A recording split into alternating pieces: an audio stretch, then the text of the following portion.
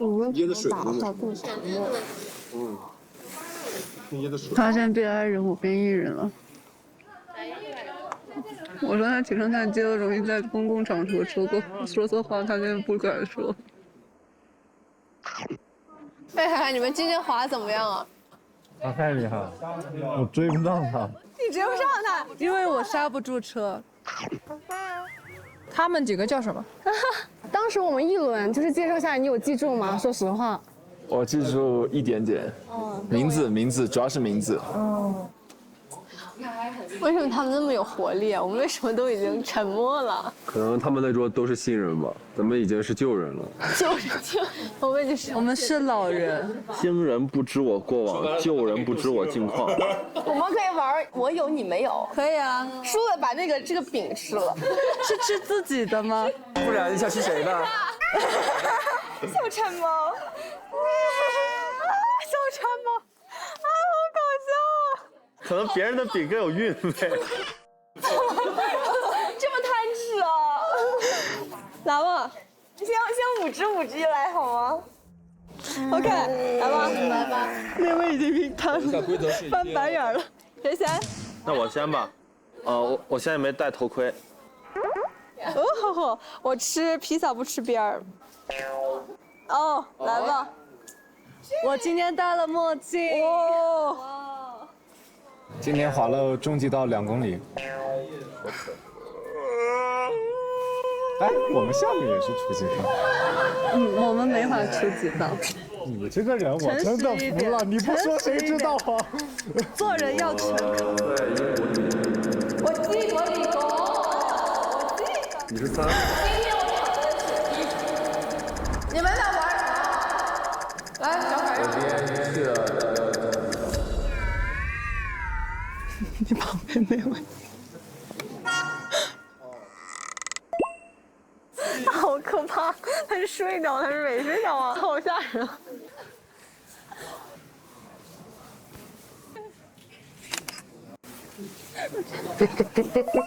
我真的觉得好可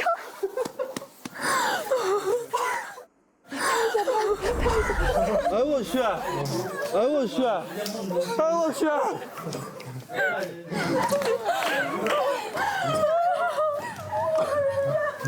太吓人了！走走走，冲冲冲！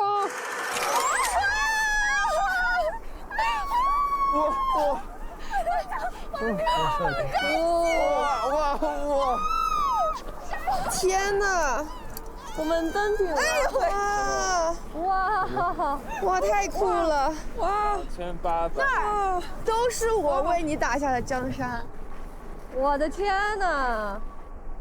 哇！哇塞！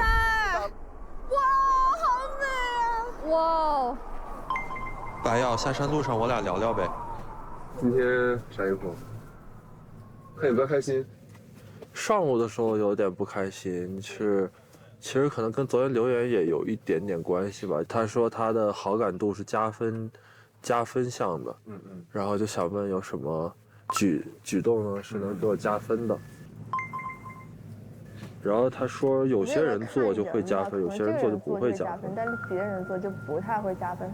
结合他昨天留言，就好像我不是那个主动的会得到加分项的那个人。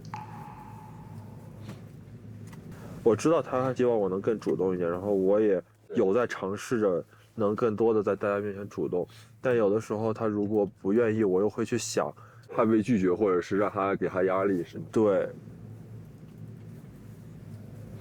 然后还有就是今天抽那个票的时候，其实我也没有询问他的意见。慢点。我给你拿了一张超高级的滑雪道的票，咱们一起去超级雪道。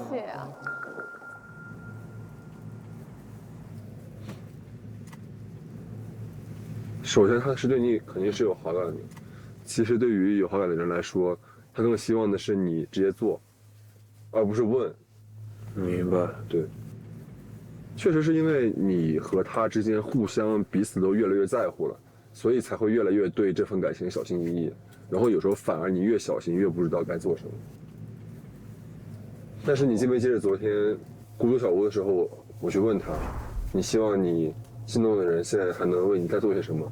他回答的是，我觉得他已经做得很好了，他能看到你在做努力，然后他更希望你不要累，这是他的回答。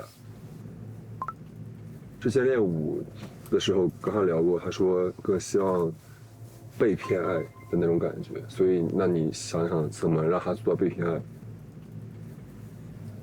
可能对我自己而言也需要一个过程。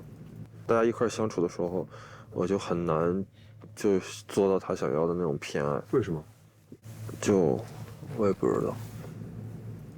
我今天好像下楼就跟他聊了一下，我说小新可能觉得你的留言比较，就篇幅没有那么长，他可能比较在意这个事情，但是他觉得他给你的爱已经很满，或者他给你的留言已经很坚定了，他是这么觉得，就是其实有些话或者有些爱不用去表达那么多，他更希望表达的是我对你很坚定，是的那种心。我觉得也是。聊聊，我先调整好自己的状态，再跟他聊吧。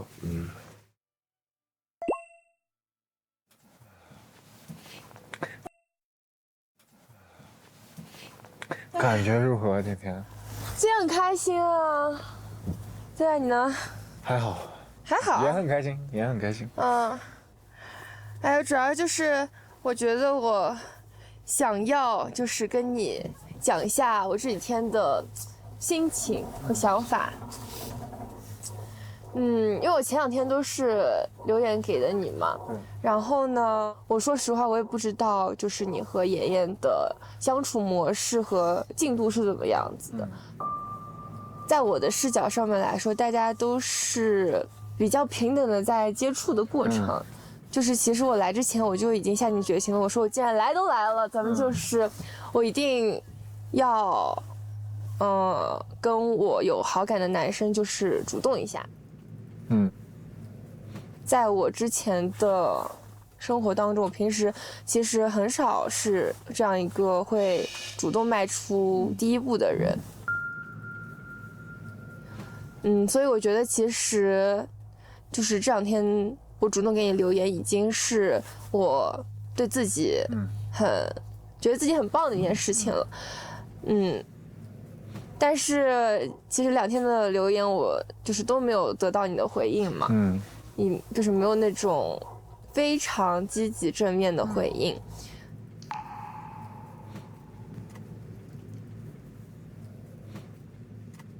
就是一次正式的对话都没有的话，我会觉得，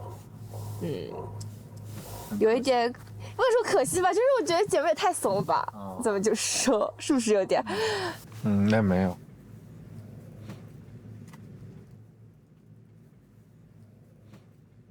我想说，先讲说，我想说抱歉，因为昨天，干了很多蠢事，然后做了一些很幼稚的行为，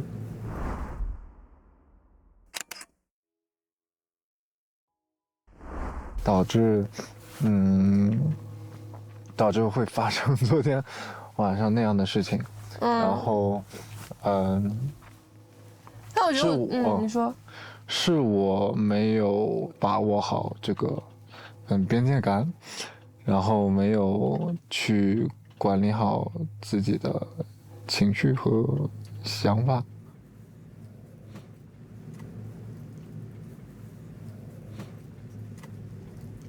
客观来说，其实我们真的就没有相处很多，而且我们真的也就才几天的时间。对。其实，在短暂的这些时间当中，我觉得没有一个非常明确的心，也是就是可以理解的，就是可以尊重的，对。但是昨天干那个事儿太蠢了，真的，哎呀，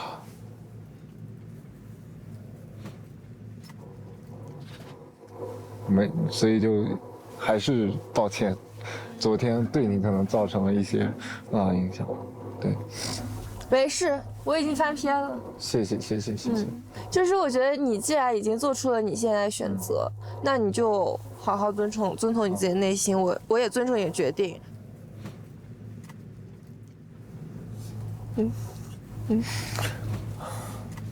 没事。我真的，哎呦，紧张了一整天，我很怕。没事，就是我觉得我做的所有的事情都是我出于自己内心真实的想法去做的。我不后悔。就是在留言里面这么主动坦诚表达自己，因为我确实之前就是我觉得我从来没有对给人这么主动过。没事，如此冰冷的天气留下来也都是一些水晶吧。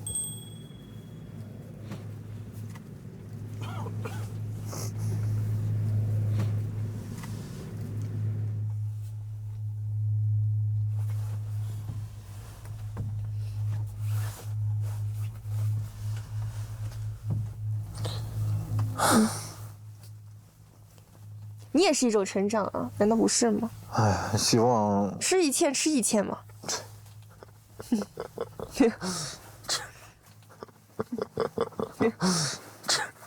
这是什么？这是什么意思？吃一堑，吃一堑嘛。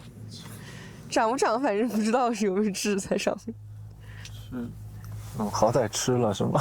对。哎，你有没有拿贴纸？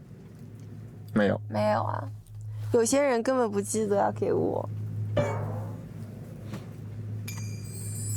有些人，哎呦，哎呦，哎呦，回去补我一个。你可以有，大把。大把。啊。哦。我已经训练了一个专属于这种哦。这是什么？哦，这是小狐狸吗？哎，它听见我们叫它了。哇！哇，夕阳，很美呀。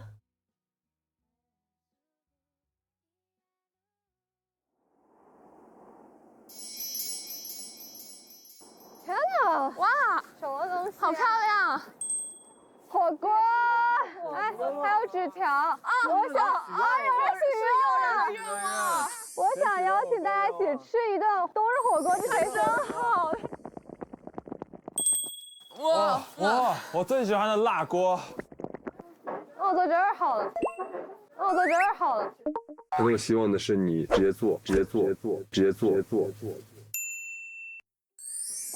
坐这儿边好了。你咋过来的？你啥时候过来的？我就想吃点这鸳鸯的，不行？行。我坐这儿。几点？这是鸡汤锅吧？可能是。哎，这样行，这样就行。来吧。哇！谁的愿望如此让大家幸福？对啊。我的愿望。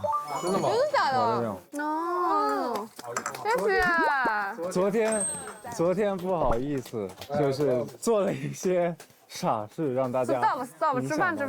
对，然后就在花雪后，就我许了个吃个火锅的愿望，希望大家能满意。非常满意，谢谢。干杯！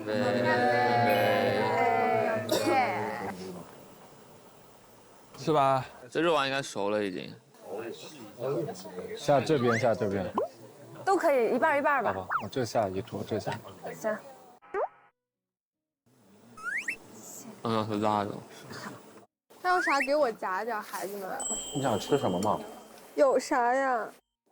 蟹柳棒吃。可以夹。要不你拽得很嘛，可以夹。没有，谢谢你。哇，好吃。有醋吗，家人们？有，做。哎，来了，要不要？不要。好，够。啊，果然能吃到一块儿去啊！我也吃啊。就2滴就好。好，谢谢。你们要吗？醋不用。耶，吃不到一块儿去。辣。这怎么加？拿勺子吧。你打2个吧。再送一根菜。好，谢谢。这是肘子。不知道，哎，你多放点虾滑，我也想吃。 OK。放哪里？肯定放清汤吧。干嘛？你俩别同时插。虾滑就放清汤吧。 OK，那我都下了。把这个盘子拿走。那我这个放清锅里面。好好好，谢谢你啊，小璇，服务意识好强。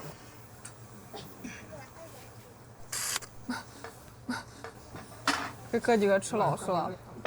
就是给哥几个吃老实了。你们3个现在是一个表情，就是这样。我不能吃辣的。我也不能，我觉得这个太辣了。我们能加汤吗？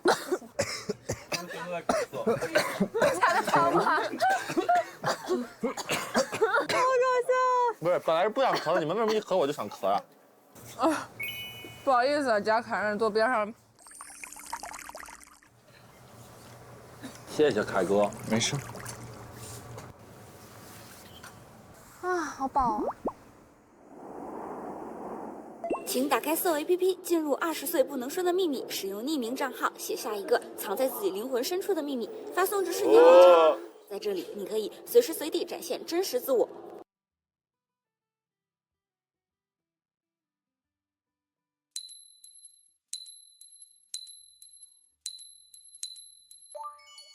现在，请打开搜 APP， 进入20岁不能说的秘密话题广场，和身旁的灵魂挚友分享未曾公开的秘密吧。相信一定会遇见懂你的人。我们要不要看看这个秘密？看一下吧，我来读一下吧，大家可以承认，也可以不承认。好。有一个人说我欠他一句对不起，我欠他一句对不起。这个他是女字旁的他。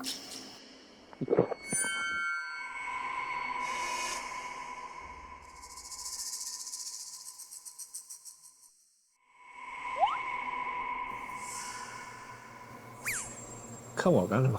什么意思啊？这个有人想讲一讲。情商吗？还是？为什么没有人能够选择我呀？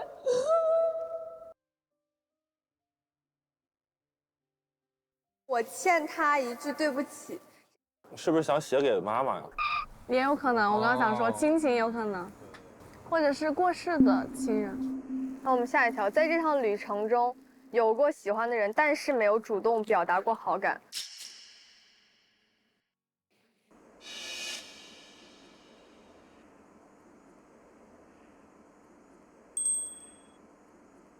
细品，加油，加油！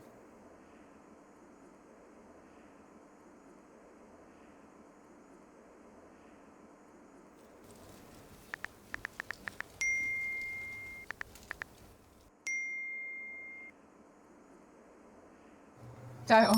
希望你能够勇敢一点，不要因为我的表达、我的行为、我的做法，去让你做出违背你自己真实心愿的事情。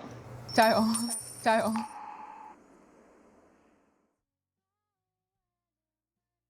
勇敢，勇敢，勇敢，勇敢，勇敢。我们下一条好了，这条说我不想再被爱的名义囚困，却也不想成为你们的失望与遗憾。是关于父母，家庭，感觉像家庭的。哦，是的，是的，是的，其实我是我的。啊，哎，是我第一个认领的吗？是。就是你们现在看到的我的样子，其实可能在大多数人的想法里面是比较顺利一条成长道路，但是其实我就是从小到大，其实方方面面，学业、事业、生活很多事情都是在我爸爸妈妈的规划之下一路变成现在这个样子的。我升学的时候，他们想要让我从事的方向，到现在我求职，可能生活上我跟朋友出去玩，首先你有一个几点之前的门禁，然后你必须要告诉我你今天是和谁出去。我也一样，我还要手机号。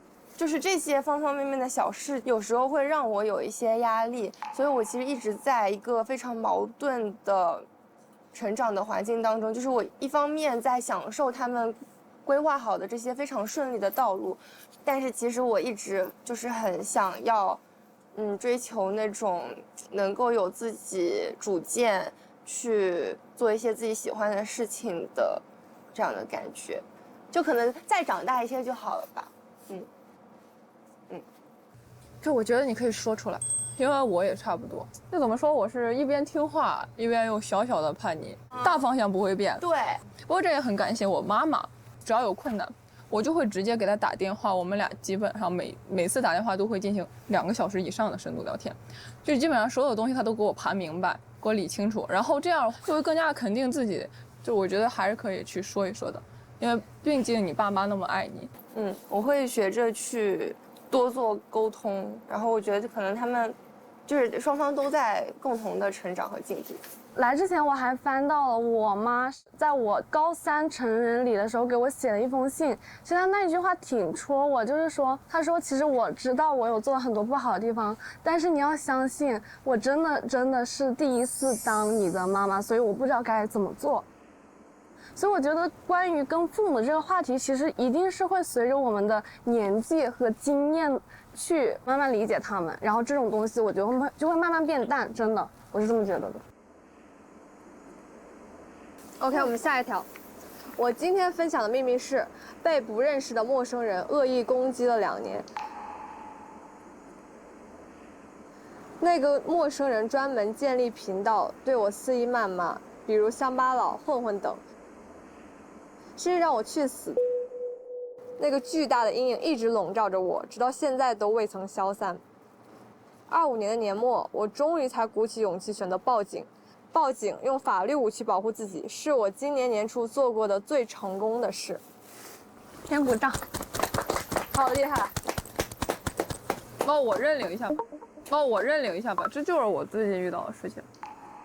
我其实是一个习得性无助吧，就是我遇到什么事情，我首先就会先选择把自己藏起来，直到这件事情藏到我真的再藏不住的时候，我才会选择说。救救我！救救我！救救我！救救我！救救我！救救我！救救我！就是这样的一个人。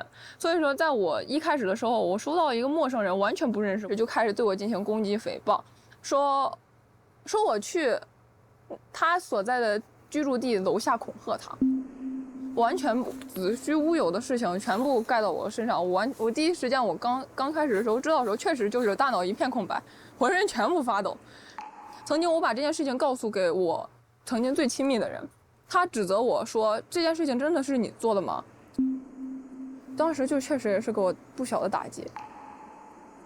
在他一次又一次反复的去攻击我的亲友、攻击我的家人、攻击身边可能会认识我的人的那段过程中，慢慢的从遇到事情只会发抖、只会哭、只会把自己躲起来的小女孩，到去找证据、去找这个人。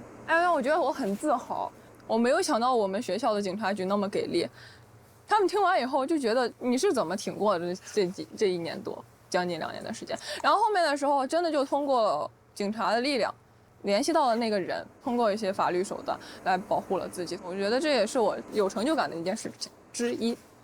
就这样，我要给我自己鼓掌，太棒了，赵宇。好，我们下一条，这一条说。其实很长一段时间里，我都是靠假装自信撑过来的。别人眼里我可能算得上独立要强，但只有我自己知道，那些底气都是一路摔打、受伤换来的。来节目之前，我告诉自己，就算没有留言也没关系。可真的遇到时，还是有点不知所措。所有人的留言都已送出完毕。走过程了。我其实已经看出来了。那一刻好像又变回了小时候那个永远躲在角落不敢举手的孩子，但很奇怪，或许是正是从最低落的那一晚开始，我反而想通了。我不需要再向谁证明我值得，也不再把心动藏在犹豫背后。这段旅程我可以笑着奔赴，也可以坦然落空。青春不是一场必须赢的比赛，而是一张哪怕涂改、哪怕留白也依旧珍贵的画儿。今晚我站在这里，只想对自己在乎的人，对所有正在安静发光的人说：你看，脆弱过的人才能真正学会勇敢。这条，说真好，说的太好了。说的真好。我想对留言那个人说，你很值得，就是不要因为我们现在这里面所发生的事情影响你对自己的判断，你就是很值得的。来到这里的每个人都是很值得的，对。跳吧，下一个。来，我们下一个，下一个。下一条说，我从来没有和我妈妈认真的说过谢谢。今天我想借着这个秘密表达我对她的感激。因为我小时候患有哮喘，当时医生建议我吸激素，但最终家里人坚持反对，所以家里决定让我搬到南方广东空气质量好的地方去生活。而当时我的妈妈在北京工作，她不想缺失我的童年，所以她放弃了自己的梦想和工作，选择成为了一名全职母亲。她真的给了我一个完美的童年。每次我问她会后悔吗，她都会说不会。但我知道在无数个日夜里，她也会感到遗憾吧。所以我想对她说，谢谢你妈妈，我爱你，我爱你。哇！那我就直接认领了，这个就是我写的，它也不算什么秘密吧，只是我觉得我很佩服他的勇气，因为我觉得很多时候我们现在做的选择，可能就是它只会影响我们当下的很短时间内的一些结果吧。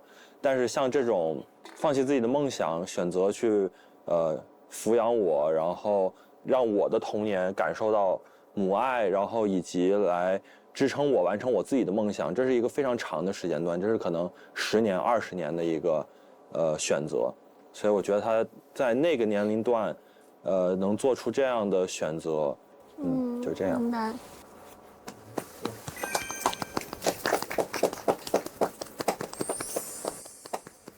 好，我们下一条。这一条说，我的秘密是我其实非常容易内耗，我是一个非常内耗以及严重焦虑的人。我的内耗体现在各个方面，这个焦虑也会体现在躯体化，会失眠、做噩梦、毫无食欲、暴瘦，甚至有时候还会手脚冰凉。其实我一直以来都不敢去看心理医生，即使我有意识到我好像真的出现了一些问题，但是我总是觉得只要不去在意，我就不会有什么问题。我对未来也很焦虑，我对未知的事情充满恐惧，不知道未来自己会干什么，会做的怎么样，会变成自己所期待的大人吗？曾经焦虑到暴瘦到70斤，因为在我和同龄人交流后，发现大家的未来都有清晰的规划，但我的未来像雪崩后的平原，能看到的地方只有白色，好像走哪个方向都是对的，也好像走哪个方向都没有结果。其实来这趟旅行对于我来说也是在慢慢被治愈的过程，让自己不要过于焦虑，放平心态，才会遇到更好的自己。被一群很好的人们的爱包围着的我真的很幸福，感叹号，很感谢，也很幸运能够遇到在这里的所有人，一个白色的爱心。我想说这个留言不是我，就这样听起来有点像，对，但是我非常能共情这位朋友，就因为我跟他也比较像，就是我也会，对未来非常的焦虑，然后我也希望这位朋友不要太过于焦虑，就是如果意识到自己心理有问题，也可以去找心理医生，因为我其实，在心理医生的咨询过程中，我也有跟自己和解一点，然后更加认识到自己内心的一些缺点和一些可以改变的地方，然后更明确了自己的方向。我就说几个我应对焦虑的办法，因为我在生活中也特别焦虑，然后我焦虑到曾经有一阵子手抖得拿不起筷子，然后我总结了几个办法。第一个办法，立马放下手头的工作，你去公园里大口呼吸，不要小吸气，你就。然后我比较幸运的是，我们学校里面有公园。第二个办法，抱自己，就是立马就抱，立马就需要一个抱抱。就是让他抱，让通过一些肢体上面的接触或者拥抱，对拥抱起来的话会更好。就是一定要拥抱。不内耗，不内耗，你就抱错了。一定要拥抱，抱。一定要拥抱。祝他身体健康。走了。灵魂有趣，自在相遇。本节目由3亿年轻人都在玩的 SOUL APP 独家冠名播出。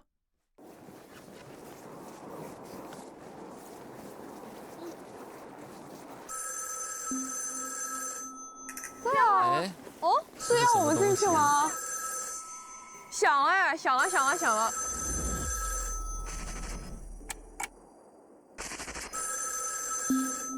响哎，响了响了响了！啊，有点吓人了。喂，谁啊？